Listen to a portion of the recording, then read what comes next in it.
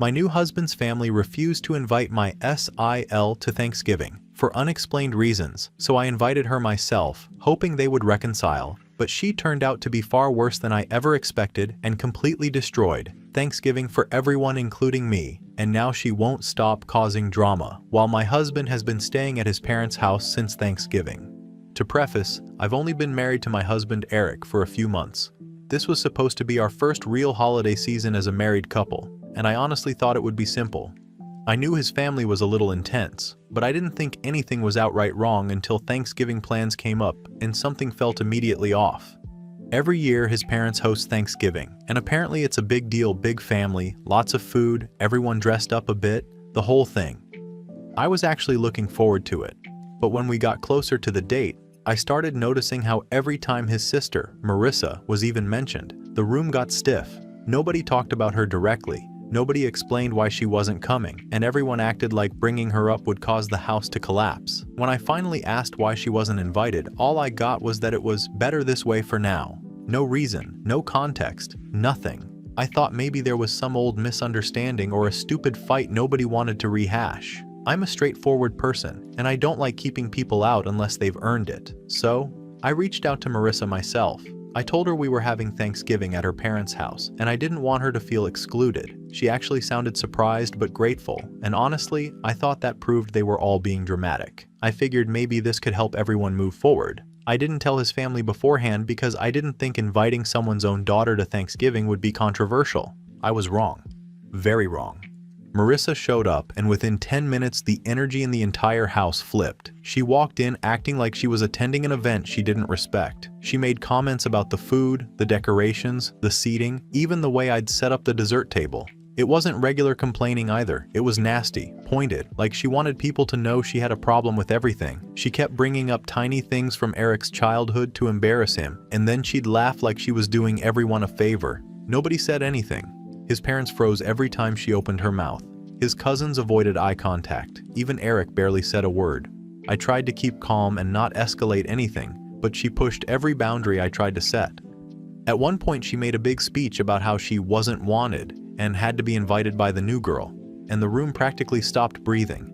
I couldn't believe how hostile she was being over something she should have been grateful for. By the time dinner was served, half the family was uncomfortable and the other half had mentally checked out. She dominated every moment and somehow twisted it into everyone being against her. I tried to help keep things moving, tried to keep everyone civil, but she kept going, and instead of Eric backing me up, he spent half the night stepping outside or disappearing into different rooms. When the night ended, he told me he was going to stay at his parents' house because they were tired and needed help cleaning. I didn't love it, but I didn't argue. That was 2 weeks ago. He's still been staying over there almost every night since. Meanwhile, Marissa hasn't stopped. She keeps calling, texting, and posting things that paint her as some kind of victim who walked into a hostile environment. Apparently she's been talking to extended relatives too, because I've gotten a few weird messages asking what really happened. She's twisting things that didn't even happen and implying I ambushed her or tried to embarrass her. I've tried to ignore her because reacting feels pointless, but it's gotten to the point where it's affecting the whole family. The worst part is that Eric is now acting cold with me. Not angry, just distant. Anytime I ask what's going on or why he keeps staying there, he says he doesn't want to talk about it yet. He hasn't mentioned Thanksgiving, hasn't mentioned his sister, nothing. The only thing I know is that this all started the moment I invited her. I'm not someone who likes starting drama or inserting myself where I don't belong, but I genuinely thought I was doing the right thing. I didn't want to be the new wife who shuts people out or makes decisions behind the family's back. I wanted to fix something that clearly wasn't being dealt with. But instead, everything blew up, and now I'm the one everyone is tense around while Marissa acts like I personally attacked her. Update 1. The family drama didn't calm down after my sister-in-law spent all her time spinning her own version of Thanksgiving. If anything, it got louder.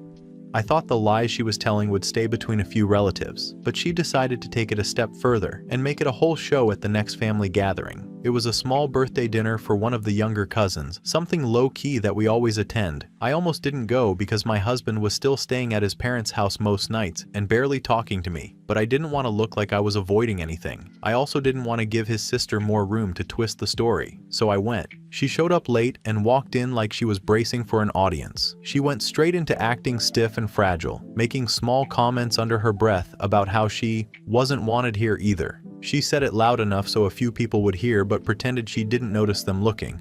It was the same pattern as Thanksgiving, just more controlled this time because she knew she had a room full of people watching her. I didn't rise to anything she said. I kept my distance, stayed polite, and didn't give her an opening to claim I confronted her. Every time she aimed a little remark in my direction, I ignored it or answered in a way that didn't go anywhere. I could tell it threw her off because she kept trying different approaches. At one point, she leaned into this act of being excluded, telling an aunt that she didn't even know if she should bother coming since she wasn't invited to Thanksgiving in the first place. She made it sound like I had masterminded the whole thing. She didn't mention that I was the one who invited her. A few relatives pulled me aside quietly, asking what was going on. I stuck to simple facts. I didn't exaggerate anything. I didn't try to make her look bad. I just said that I invited her. She showed up. She said some things that weren't appropriate, and now she's retelling the night in a way that doesn't match what happened. I could tell some of them already suspected as much because they looked tired of her behavior. Others seemed confused because she's been making the rounds trying to collect sympathy from whoever will listen. What I didn't know until that night was that she has been using this whole situation to interfere in a completely different area of the family. There are some inheritance discussions going on between the older relatives, nothing dramatic, just normal planning and logistics. Somehow she managed to slip herself into those conversations and use Thanksgiving as proof that she was being pushed out of the family. She framed it in a way that made it sound like she needed to protect herself and her future. I never imagined she would take the chaos from one dinner and turn it into leverage for something financial. I didn't know the full details, but enough people mentioned it for me to understand she'd gone beyond simple drama. Meanwhile, my husband barely said 2 words to me the entire night. He sat with his cousins, stayed quiet, avoided eye contact, and left early with his dad.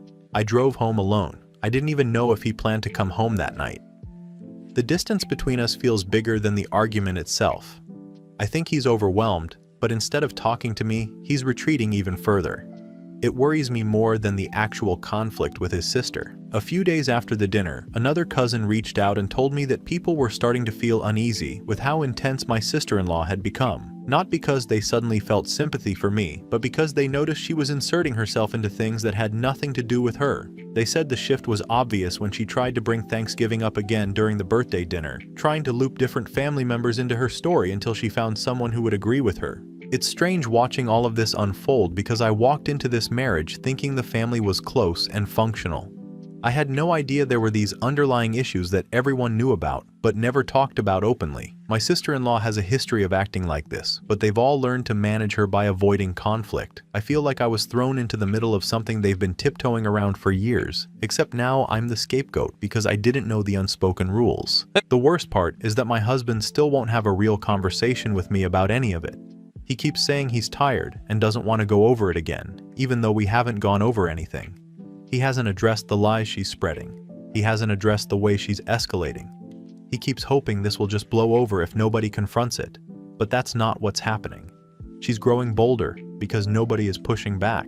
I'm starting to see that if I don't step in, she's going to keep twisting the story until I'm the permanent problem in this family. I don't want to become the person everyone avoids because they believe her version of events. I also don't want my marriage to turn into something where I'm constantly blamed for situations I didn't create. I'm realizing that trying to keep things calm isn't helping anymore. It's only giving her more space to reshape things however she wants. I'm not sure what my next move is yet, but I know I can't keep letting her run unchecked like this. She's already gone further than I expected, and with my husband staying at his parents' house still, I feel like if I don't take control soon, she'll decide the direction of this entire situation without any pushback from me. I'll update again once I figure out how to handle this, because clearly, ignoring it isn't working.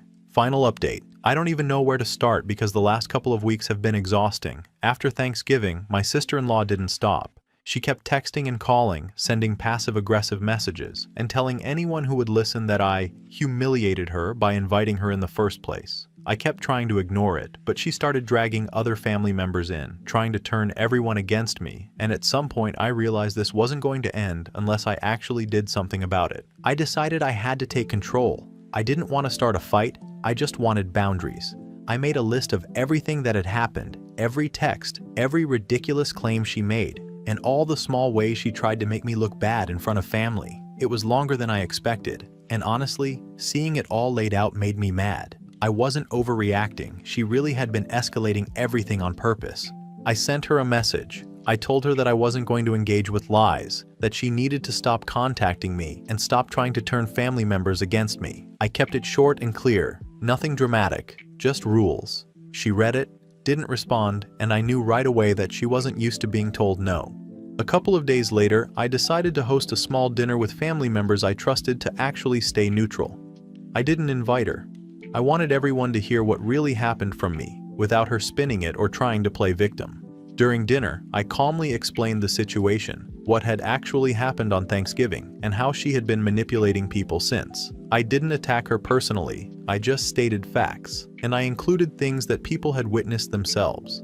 At first, it was quiet. Some people looked uncomfortable, like they weren't sure what to say, but then a few cousins started speaking up, confirming what I had said. They'd noticed her behavior before, but no one had really confronted it. Hearing them back me up made me feel a little lighter because I realized I wasn't alone in seeing how manipulative she had been. Not everyone said anything, but the people who did made it clear that they weren't going to be pulled into her drama anymore. One of them even mentioned that it was exhausting seeing her try to control everything, and that this time she had clearly gone too far. That was the first time I saw some of the family call her out in front of others, and it was satisfying to watch. My husband was there too, but he hadn't said much at first. He admitted later that he had been staying at his parents' house because he didn't want to get involved, didn't want the drama, and hoped it would blow over. I told him that ignoring it wasn't helping anyone and that we needed to handle it together. For the first time, he actually agreed and acknowledged that staying silent had allowed her to control the narrative. It was like a switch flipped. He started taking my side, making it clear that he wasn't going to let her isolate me from the family or paint me as the bad guy.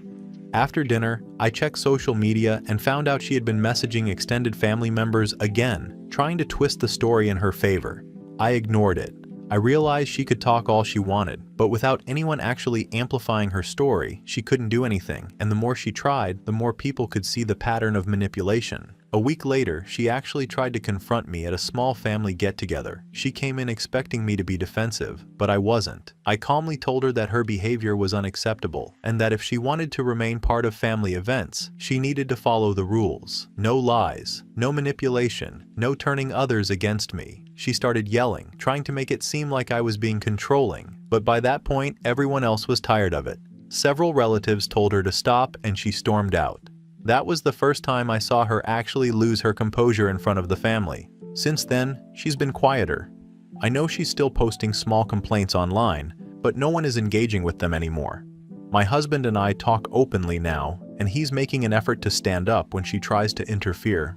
He admitted it was hard to see me as capable of handling all of this while he was just hiding from it, but now he understands that letting her run things was the problem all along. The family dynamic is still tense. Some relatives are wary, and there are definitely people who won't fully trust her again, but I feel like the main danger is over. I've established boundaries. I've been consistent, and I've got support from people who matter. I'm not worried about her convincing everyone anymore. Looking back, I realize I could have ignored her, pretended nothing happened, and hoped my husband's family would fix it on their own. But that would have left her in control, and I would have been miserable watching everything fall apart. Standing up wasn't easy, but it was the only way to protect myself and our marriage. Thanksgiving will never be the same for this family, but I don't regret inviting her. I just didn't expect how badly she would behave. I've learned that trying to fix someone else's drama isn't worth it if they don't want to change. I also learned that boundaries are necessary, even with family, and that it's okay to put myself first sometimes. My husband and I are finally on the same page. He's staying more at home now, and we're making plans to keep the holidays calm and predictable, which feels like a small victory. SIL is still in the family, but she can't disrupt anything without facing consequences. I know some relationships are permanently strained. Some people are upset with me, some with her, and some just feel caught in the middle. But for the first time since Thanksgiving, I feel like I have control again. I'm not letting anyone, not even a sister-in-law, dictate what our family life looks like. So that's where we are. Thanksgiving was a disaster, and it exposed a lot of bad behavior. But it also showed me that if you stand firm and set boundaries, people will eventually see the truth. My husband and I are stronger for it. I've reclaimed some respect from the family, and I finally feel like I can breathe without constantly worrying about the next drama from her. It's not perfect, but at least it's ours now. Comments. Comment 1. Honestly, your SIL sounds exhausting. She's manipulative, entitled, and apparently thinks the world revolves around her feelings. Trying to gaslight you and turn family members against you after being invited shows she has zero self-awareness, and the way she couldn't even handle being told no without throwing a tantrum? Classic narcissistic behavior. She's the kind of person who thinks being dramatic equals winning, and everyone else has to cater to her. Comment 2. I can't get over how she tried to make you the bad guy after everything she did. She's obviously insecure and controlling, and instead of reflecting on her own behavior, she immediately spins it as victimhood. That level of entitlement is wild. The fact that she couldn't just attend Thanksgiving like a normal person and behave shows she's toxic, not misunderstood. She's the kind of relative who ruins everything because she has to feel special. Comment 3. What really stands out is how manipulative she is. She didn't just act out once. She actively texted, called, and twisted the story to other family members. That's not just being upset or awkward, that's deliberate sabotage. And she keeps doing it even after being confronted and set clear boundaries. That's pure narcissism. She clearly enjoys stirring drama and watching people squirm while she plays victim. Comment 4. She sounds exhausting and petty, complaining about not being invited, rolling her eyes, nitpicking the food, dragging up old minor grievances. It's all so unnecessary. Anyone with half a brain would have realized she was creating chaos. But she doubled down. She clearly thrives on conflict and attention. The fact that she lost her composure when finally confronted proves she was only ever performing for sympathy, not actually trying to repair anything. Comment 5. What a walking red flag, entitled, manipulative, attention-seeking, and incapable of self-reflection. She acts like a victim while controlling everyone around her, and her attempts to isolate you from your husband were ridiculous. She's the kind of person who makes every family gathering miserable, and the only reason she's not completely dominating anymore is that you finally stood up and called her out. Good for you for making her lose that power.